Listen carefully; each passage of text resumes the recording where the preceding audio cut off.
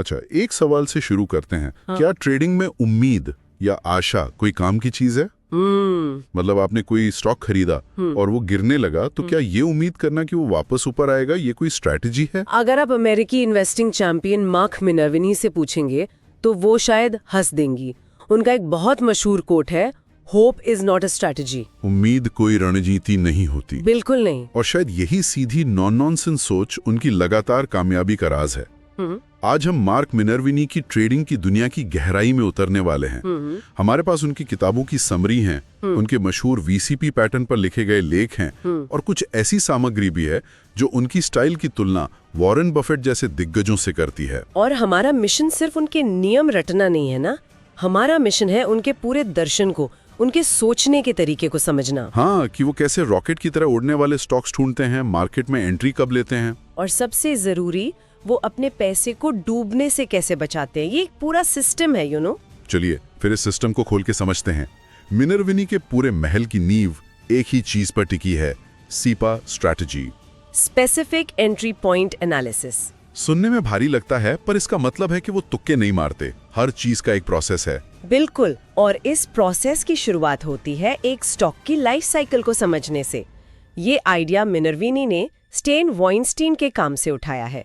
इसके मुताबिक हर स्टॉक अपनी जिंदगी में 4 स्टेज से गुजरता है। 4 स्टेज? हाँ, पहला है स्टेज 1, जिसे हम बेसिंग या जमावड़ा कह सकते हैं। मतलब स्टॉक कहीं नहीं जा रहा, बस सुस्त पड़ा है। एकदम सही। स्टॉक साइडवेज चलता रहता है, कोई साफ दिशा नहीं होती। ये महीनों या कभी-कभी सालों तक चल सकता है। तो इस स्टेज में हमें कुछ नहीं करना है? जरा भी नहीं। यहाँ स्मार्ट इन्वेस्टर धीरे-धीरे माल जमा कर रहे होते हैं। फिर आता है असली खेल, स्टेज 2, यानी बढ़त का दौर, मार्कअप फेज। हाँ, मार्कअप फेज। मिनर्विनी साफ कहती हैं कि वो सिर्फ और सिर्फ इसी स्टेज में ट्रेड करती हैं। यहाँ स्टॉक एक जबरदस्त अप ट्रेंड्स में होता है। ओके, और इसके बाद पार्टी हमेशा तो नहीं चलती होगी? नहीं चलती। इसके बाद आता है स्टेज 3, यानी टॉपिंग या वितरण का दौर। यहाँ आकर स्टॉक की तेजी थम जाती है, वो बहुत ज्यादा ऊपर नीचे होने लगता है, बहुत वॉलेटाइल। ये वो समय है जब शुरुआती इन्वेस्टर्स अपना माल बेच रहे होते हैं। बिल्कुल। और फिर आता है स्टेज 4, गिरावट का दौर, मार्कडाउन फेज, जिससे हर हाल में बचना है। बचना नहीं, भागना है। अब सबसे बड़ा सवाल, ये कैसे पता चलेगा कि कोई स्टॉक वाकई स्टेज 2 में है या बस हमें ऐसा लग रहा है? यहीं पर मिनर्विनी का ट्रेंड टेम्पलेट काम आता है। ये एक तरह की चेकलिस्ट है। हाँ, और ये काफी सख्त चेकलिस्ट है। इसमें कुछ शर्तें हैं, जैसे स्टॉक की कीमत अपनी 50 दिन, 150 दिन और 200 दिन की मूविंग एवरेज से ऊपर होनी चाहिए। और वो 200 दिन की मूविंग एवरेज खुद भी कम से कम 1 महीने से ऊपर की तरफ जा रही हो। ये बहुत जरूरी है। और एक और शर्त है, उसकी रिलेटिव स्ट्रेंथ, मतलब आरएस रेटिंग 70 से ऊपर हो। मिनर्विनी तो कहती हैं कि 90 से ऊपर हो तो और भी अच्छा। आरएस रेटिंग ये बताती है कि वो स्टॉक बाकी मार्केट के मुकाबले कितना मजबूत है। एक मिनट, यहाँ मुझे एक सवाल पूछना है। पूछिए। अगर कोई स्टॉक इन सारी शर्तों को पूरा कर रहा है, उसकी आरएस रेटिंग 90 है, वो अपनी सारी मूविंग एवरेज से ऊपर है, तो क्या इसका मतलब ये नहीं कि वो पहले ही बहुत भाग चुका है? क्या हम चोटी पर खरीदने का खतरा नहीं उठा रहे? बहुत अच्छा सवाल है, और ये एक आम गलत फहमी है। मिनर्विनी का लॉजिक ठीक इसका उल्टा है। अच्छा। वो कहती हैं कि जो स्टॉक मजबूत है वो और मजबूत होता है। एक स्टॉक जो अपने 52 हफ्ते के हाई के पास है, वो वहां किसी वजह से है, क्योंकि उसमें इंस्टीट्यूशनल बाइंग हो रही है, उसकी कंपनी अच्छा परफॉर्म कर रही है। मतलब ये कमजोरी की नहीं, ताकत की निशानी है। एग्जैक्टली। तो वो गिरी हुई चीजों को उठाने में यकीन नहीं रखती, बल्कि जो चीजें पहले से उड़ रही हैं उनमें और तेजी ढूंढती हैं।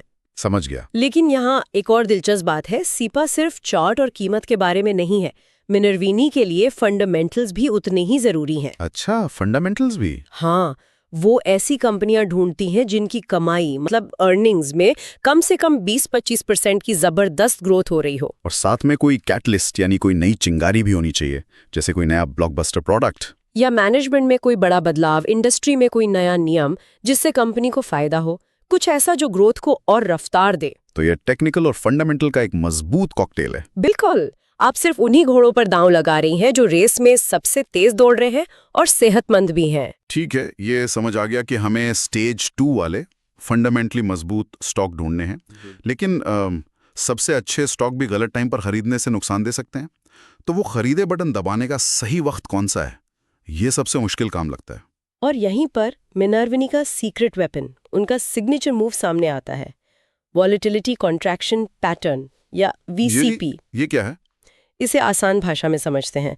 जब एक स्टॉक ऊपर जा रहा होता है तो वो सीधी लाइन में नहीं जाता, वो ऊपर जाता है, फिर थोड़ा नीचे आता है, फिर और ऊपर जाता है। हाँ, सही है। VCP का मतलब है कि स्टॉक में गिरावट की एक सीरीज होती है और हर अगली गिरावट पिछली वाली से छोटी होती जाती है। मतलब मान लीजिए पहली बार स्टॉक 25% गिरा, अगली बार जब वो गिरा तो सिर्फ 15% गिरा, और फिर तीसरी बार सिर्फ 8%, ऐसा कुछ? एकदम सही।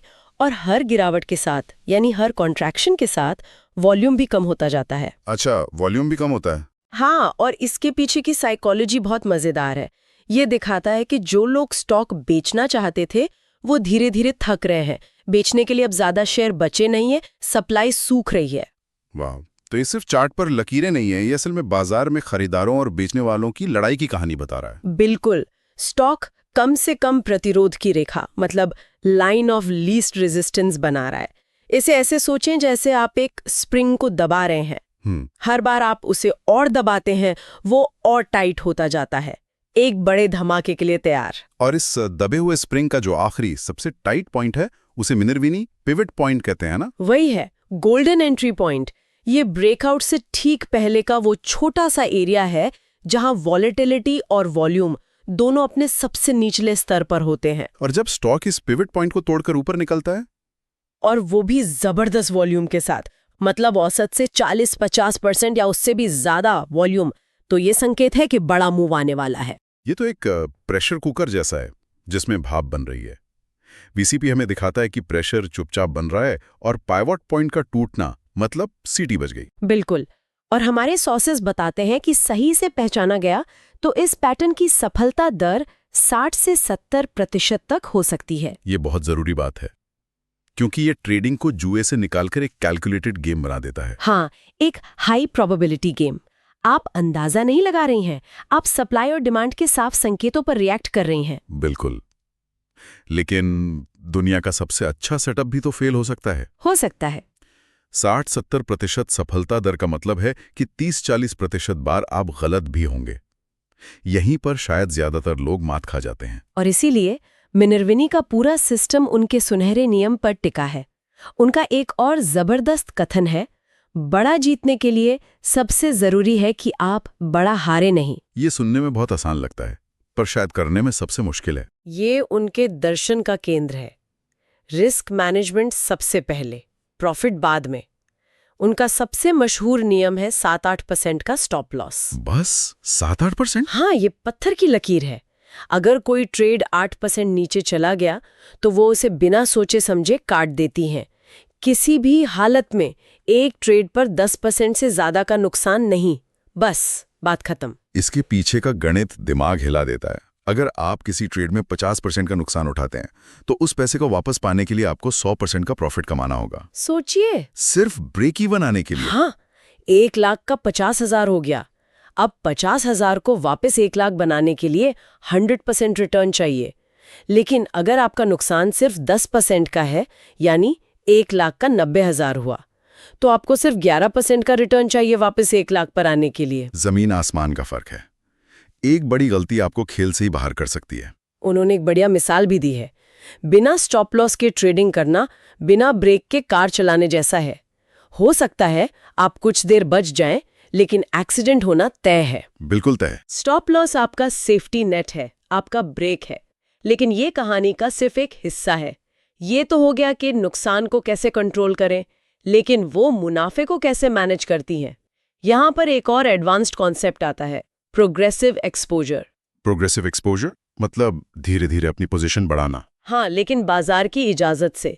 ये ऐसा है जैसे आप बर्फीले पानी में पहले सिर्फ पैर का अंगूठा डालते हैं। आप शुरू में छोटी पोजीशन लेते हैं, जिसे वो पायलट बाय कहती हैं। चौथाई या आधी पोजीशन? हाँ, शायद अपनी नॉर्मल पोजीशन का चौथाई या आधा हिस्सा। और फिर आप देखते हैं कि बाजार कैसा बर्ताव करता है। आप बाजार को ये साबित करने का मौका देते हैं कि आप सही थे। एग्जैक्टली। अगर वो शुरुआती ट्रेड्स प्रॉफिट में जाते हैं तो ये बाजार की तरफ से ग्रीन सिग्नल है। तब आप और आक्रामक हो सकती हैं, अपनी पोजीशन बढ़ा सकती हैं। और अगर वो स्टॉप लॉस को हिट कर दें तो ये एक रेड सिग्नल है। इसका मतलब है माहौल ठीक नहीं है, तो आप पीछे हट जाती है या ट्रेडिंग ही बंद कर देती हैं। हमारे सोर्सेज में 2025 की शुरुआत का एक जबरदस्त उदाहरण दिया गया है। 14 जनवरी को मिनार्विनी ने सिर्फ एक लॉन्ग पोजीशन ली। माहौल को टटोला। हाँ, 16 जनवरी को जब वो ट्रेड सही गया तो उन्होंने 2 और पोजीशन ली। 27-28 जनवरी तक जब बाजार उनकी दिशा में तेजी से चल रहा था, वो अपनी आक्रामकता के चरम पर थीं और 9 और पोजीशंस जोड़ चुकी थीं। ये एक रिएक्टिव स्ट्रैटेजी है। आप भविष्यवाणी नहीं कर रहे हैं। नहीं, आप भविष्यवाणी नहीं कर रहे हैं कि बाजार क्या करेगा, आप उस पर रिएक्ट कर रही हैं जो वो असल में कर रहा है। जब आपके ट्रेड्स चल रहे हों तो एक्सेलरेटर पर पैर दबाइए, जब नहीं चल रहे तो ब्रेक लगाइए। ये भावनात्मक अनुशासन का सबसे ऊंचा लेवल है और यहीं से बात नियमों से हटकर मानसिकता पर आ जाती है। बिल्कुल, ये सिर्फ जानना नहीं है कि क्या करना है, बल्कि असल में उसे करने का अनुशासन होना भी है। बिल्कुल, और इसी मानसिकता ने उन्हें उन आम जालों से बचने में मदद की जिनमें ज्यादातर ट्रेडर्स फंस जाते। जैसे कि पी रेशियो का जाल। हर कोई कहता है कि ऊंचे पी वाले स्टॉक महंगे होते हैं, उनसे दूर रहो। और मिनर्विनी इस आइडिया को सिरे से खारिज करती हैं। वो कहती हैं कि सबसे अच्छे ग्रोथ स्टॉक्स का पीई हमेशा ज्यादा होता है क्योंकि बाजार उनकी भविष्य की कमाई में भारी ग्रोथ की उम्मीद कर रहा होता है। उनका वो फरारी वाला कोट यहाँ फिट बैठता है। हाँ, अगर आप एक फरारी खरीदना चाहती हैं तो आपको फरारी की कीमत चुकानी होगी। आप एक हाई परफॉर्मेंस कंपनी से सस्ती वैल्यूएशन की उम्मीद नहीं कर सकती। एक और जाल है, कम पर खरीदो, ऊंचे पर बेचो। ये तो इन्वेस्टिंग का पहला नियम है जो सबको सिखाया जाता है। और मिनर्विनी कहती हैं कि ये सबसे बड़ी गलतियों में से एक है। वो ठीक इसका उल्टा करती हैं। वो ऊंचे पर खरीदती हैं और उससे भी ऊंचे पर बेचती हैं। वो उन स्टॉक्स को खरीदते हैं जो अपने 52 हफ्ते के हाई के पास होते हैं। क्यों? क्योंकि वहीं पर ताकत है, वहीं पर मोमेंटम है और वहीं पर बड़े इंस्टीट्यूशंस का पैसा लग रहा है। जो स्टॉक अपने 52 हफ्ते के लो पर है वो किसी वजह से वहां है और वो वजह अच्छी नहीं है। और फिर आता है सबसे बड़ा जाल, अहंकार का जाल, ईगो ट्रैप। ये साबित करने की कोशिश करना कि मैं सही हूं और बाजार गलत है। ये एक ट्रेडर के लिए मौत की घंटी है। जरा सोचिए उस ट्रेडर के बारे में जिसका 8% का स्टॉप लॉस हिट हो गया। नियम कहता है बेच दो, लेकिन उसका अहंकार कहता है नहीं, मेरी रिसर्च परफेक्ट थी, ये स्टॉक जरूर ऊपर जाएगा। और वो 8% का नुकसान 20% बनता है, फिर 40%। और फिर वो अपनी आधी कैपिटल गवा बैठता है। मिनर्विनी पूछती हैं, आप पैसा बनाने आई हैं या खुद को सही साबित करने? बाजार हमेशा सही होता है, उससे बहस मत करो। बिल्कुल। आखिर में जरूरत से ज्यादा डाइवर्सिफिकेशन का जाल। ये भी तो एक और सुनहरा नियम है, don't put all your eggs in one basket. और मिनर्विनी कहती हैं कि ये आपको औसत दर्जे का बना देता है।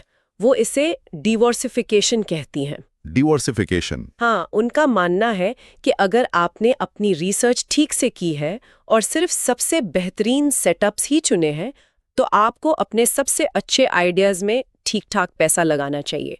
वो 4 से 8 शेयरों का एक फोकस्ड पोर्टफोलियो पसंद करती हैं। तो अगर हम इन सब बातों को एक साथ जोड़ें तो